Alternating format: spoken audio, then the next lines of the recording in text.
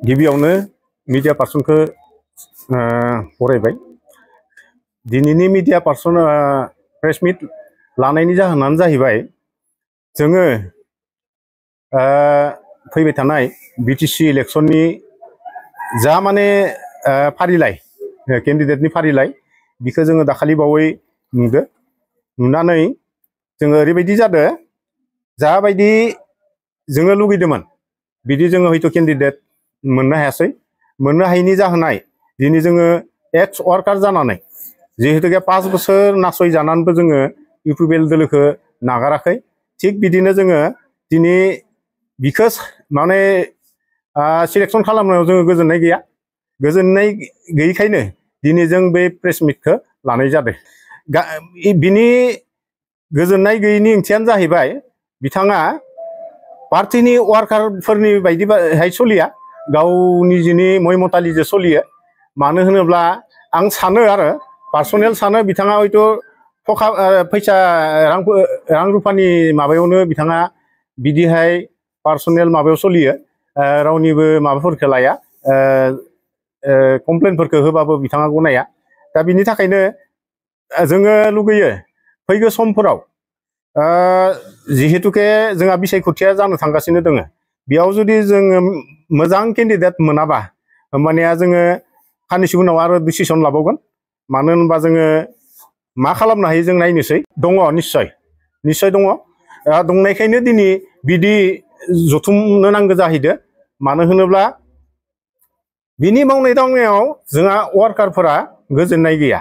खायनो दिनै जोङो बिदि मिडियानि सिगाङाव जोङो फकासाव फैनांदो। आरो लोगोसेनो जोङो मालाबानो जोङो मिडियायाव फैयो। मानो होनबा जोङो पार्टीनि सनमानखौ लाखिनानै फैथ'वाखैमोन। बेखायनो फैयाखैमोन, जों पार्टीनि सनमानखौ लाखिनो थाखाय फैयाखैमोन। आरो दिनै जों फैनांगौ बाध्य जादों। जिहेतुके लिस्टआव बिनि नामखौ जों नुबाय, जों मिडियायाव फैनांगौ जाहैबाय।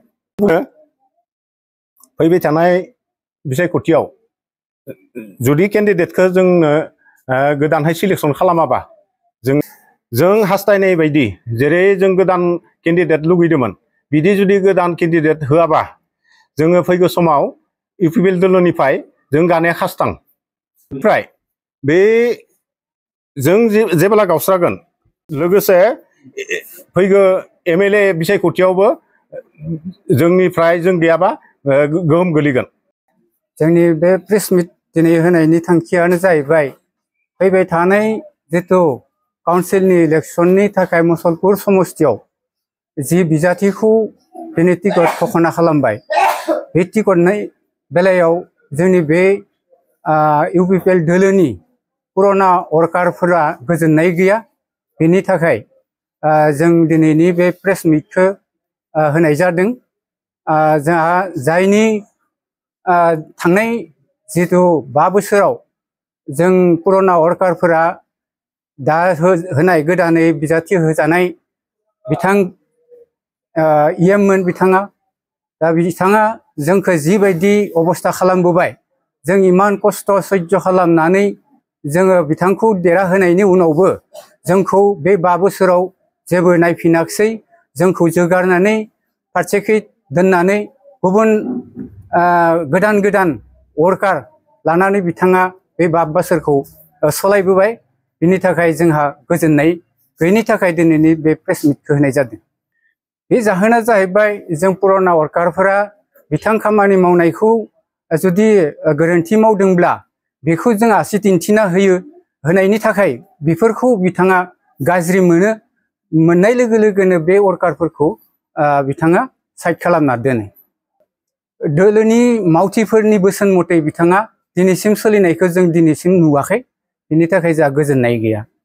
दा जोङो फैगौ इलेक्शनाव बिथाङा जुदि बिजाथि महरैनो बेवहाय गेलेगोन, जेब्ला जोङो फैगौ जिखिनि सम दंबावो साननैसो समनि उनाव जोङो बेखिनि जोंनि वर्कारफोरा मोनसे थोंजों लामा नायनानै जों मोनसे डिसिसनाव फैगोन।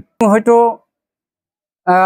जोंनि बे वर्कारखिनिया जमा जानानै हयथ' इन्डिपेन्डेन्सबो होनो हागौ।